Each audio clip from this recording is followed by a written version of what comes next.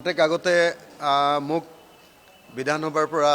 বহিষ্কাৰ কৰিলে আপোনালোকে দেখিছে সদায় নিলম্বিত হৈ থাকোঁ বাৰু এইটো সাধাৰণ কথা হৈ গ'ল মই সাধাৰণ এটা প্ৰশ্ন কৰিছিলোঁ যে জল জীৱন মিছনৰ যিবিলাক আঁচনি এইবিলাক একেবাৰে বেয়া হৈছে এইবোৰ ভালুকৰ হাঙি হৈ পৰিব কেইদিনমানৰ পাছত পানী মানুহে নাপায় পালেও ক'ৰবাত কমকৈ অকণমান পায় আৰু পালেও লেতেৰা পানী পায় আৰু বেছিভাগ ঠাইতে প্ৰজেক্টটো হোৱা দেখুৱাইছে কিন্তু পানী নাই কিন্তু চৰকাৰে মোক প্ৰশ্নৰ উত্তৰ দিছে আজি যে অসমৰ 57,65,255টা পৰিয়ালক এতিয়ালৈকে পানী দিলে জল জীৱন মিছনৰ অধীনত গ্ৰাম্য পৰিয়ালক আৰু কৈছে যে অসমৰ 81.89 81.89% মানুহেই বিশুদ্ধ খোৱা পানী পালে বুলি ঘোষণা কৰি দিছে অসমৰ মুঠ মানুহ যদি 100 জন বুলি ধৰোঁ তাৰে 81.89 অৰ্থাৎ 82% মানুহেই জল জীৱনৰ অধীনত পালোঁ দেখুৱাই দিছে আনহাতে মই সুধিছিলোঁ যে এই আঁচনিৰ অধীনত এতিয়ালৈকে ঠিকাদাৰক কিমান টকা দিয়া হ'ল গোটেই আঁচনিটোত আৰু কিমান টকা দিবলৈ বাকী আছে কৈছে যে এতিয়ালৈকে জল জীৱন মিছনৰ অধীনত ঠিকাদাৰক 16,666 কোটি টকা 16,666 কোটি টকা দিয়া হ'ল আৰু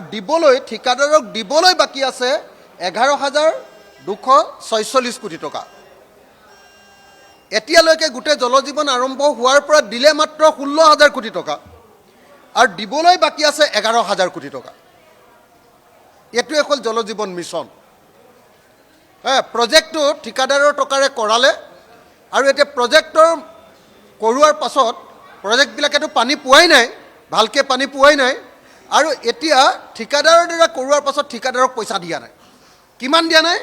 11,246.69 কোটি টকা এতিয়ালৈকে দিয়া নাই 16,000 কোটি টকা দিলে এতিয়ালৈকে যেতিয়াৰ পৰা আৰম্ভ হ'ল এতিয়ালৈকে আৰু এতিয়ালৈকে দিয়া নাই 11,246 কোটি টকা মানে আধামান টকাই এতিয়ালৈকে ঠিকাদাৰক দিয়াই নাই তো এটা এটা ভয়াৱহ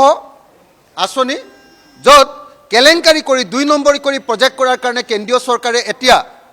অসম চৰকাৰক জল জীৱন মিছনৰ আঁচনিৰ ধনবিলাক দিয়া নাই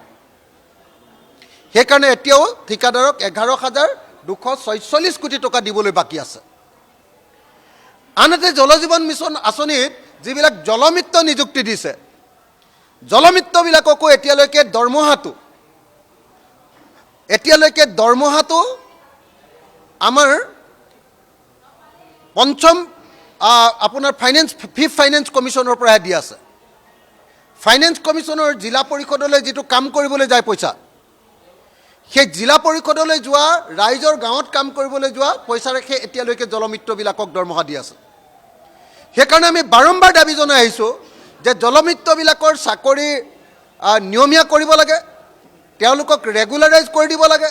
তেওঁলোকক চৰকাৰী চাকৰি ৰূপে ঘোষণা কৰিব লাগে আৰু চৰকাৰে নিজৰ ৰাজহৰ পৰা জলমিত্ৰবিলাকক নিয়মীয়াকৈ দৰমহা দিয়াৰ আৰু পেঞ্চন দিয়াৰ ব্যৱস্থা কৰিব লাগে এইটো হ'ল আমাৰ ৰাইজৰ দলৰ দাবী মই এই মুহূৰ্তত অসম চৰকাৰক জলমিত্ৰসকলৰ চাকৰি নিয়মীয়া কৰিবলৈ আৰু তেওঁলোকক নিয়মীয়াকৈ চৰকাৰী ধনেৰে দৰমহা দিবৰ কাৰণে দাবী উত্থাপন কৰিলোঁ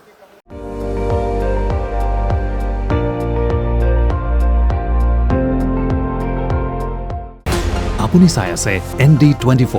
সৰ্বশ্ৰেষ্ঠ নহয় সৰ্বোত্তমৰ দৌৰ